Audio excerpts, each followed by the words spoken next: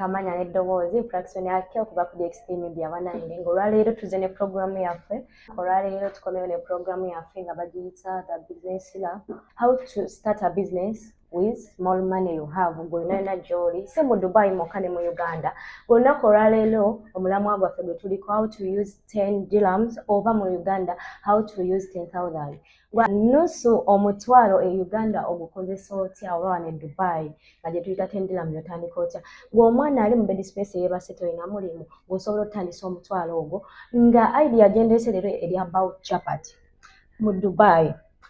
ezo 10 dirhams ogenda zikozesa otya waliwo bano abantu abasiika chapati osobola basanga ku Union oba Yiga yonna nga asobola okusuubuza chapati ku 10 dirhams ng'agenda kuteeramu n'obuveera osobola okukozesa eyo 10 dirhams yo n'ogenda ku mwami oyo oba omuntu yenna asuubuza chapati ezo n'azikuwa ku 10 dirhams nga chapati emu osobola ogitunda by 2 oba n'ogamba 3 kanzitunde 5 ng'eyo 10 egenda kuyamba muve ku bintu by'obbakozesa naye nga naawe osobola okwetandikirako ekintu n'ako akasente akatono k'olina wetudde waffe mu Uganda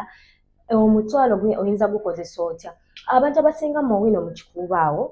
chapati osobola zisuubuza ku nnusu 3 nga gw'ogenda gitunda nnusu 5 however nti nofunako nnusu 2 naye nga osobola ogikola ogifuna nga bava gikusuubuza n'osobola okutandika bizinesi eyo nga tewali akozesa naye nga gwe weekozesezza ogisuubula nnusu 3 otandikisiza nnusu mutwalo naye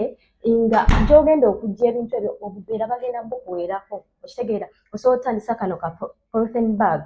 akaveera ka green mu Uganda nga mwogenda otambuliza bwe tofaayo nti no bagenda kunsekerera tofaayo nti no kinaye teri yatandika nakyamaanyi ekyo kyakola kikyayina n'osuubuza chapati yo ku nnusu 3 buli chapati n'omala n'ogitunda ku nnusu 5 ofunako amagoba ga nnusu meka 2 bwe kubisamu ezo chapati z'oba ofunyeko ng'ofunako by nnusu 2 ya kati gwe mukwana ali eyo ova mu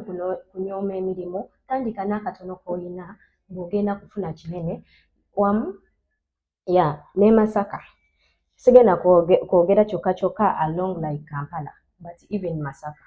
abasinga okumanya e Masaka waliwo awo ku Nyendo market oba abantu abasinga okumanya ku Nyendo ne chapati ezo bazikola gendawo omugambe nze njagala kusuubulako chapati tasobola gikusuubuza nnusu 5 ajja kuwera ku nnusu 3 naye ofunako amagoba ga nnusu 2 buli chapati woba otunze chapati 5 ofunyeko amagoba ga nnusu 1,000 oba olaba wajja olaga mukwano leka okunyooma omulimu leka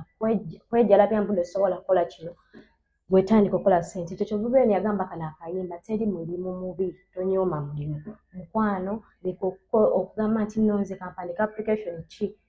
tandika okwekozesa akatono ako k'olinawo gwe nnusu mutwalo leero gwe tusobodde okukola ki okutegeera nti nogusobola okukola ffe tujja baleetera mpola mpola ezo sente entono z'olina oyinza zikolamu ki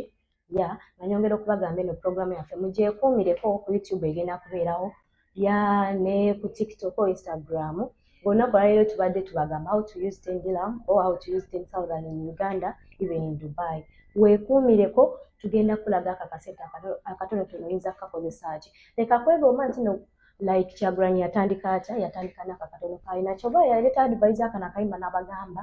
teriyo omulimu mubi tandika n'akakatono k'olina kati nyongera okugamba mukwano toddamu kwenyooma mbu nina nnusu mutwalo ngenda tandika ki osobola okitandika naawe omwana ali mu bed space nyongera okukutira le makoba ka bed space bw'olina tenini esobola okutandika genda osuubule chapati emu ogitunde 2 oba 3 5 ojja kulaba ojja komawo tugambe era twongera okubagamba DXT Media etuusizaako eno programu nga programu bagiyita the business lab tujja kwongera okubalaga buli ssente z'olina oyinza zikolamu ki mwebale kwekumirako mutambule naffe mutufolowinge mutwagale tujja baleetera oluddako how 15 dirhams eyinza kukola ki oba omutwalo gumu ekitundu guyinza kukola ki bale kwekumirako tubaagala nnyo mukama bankumbi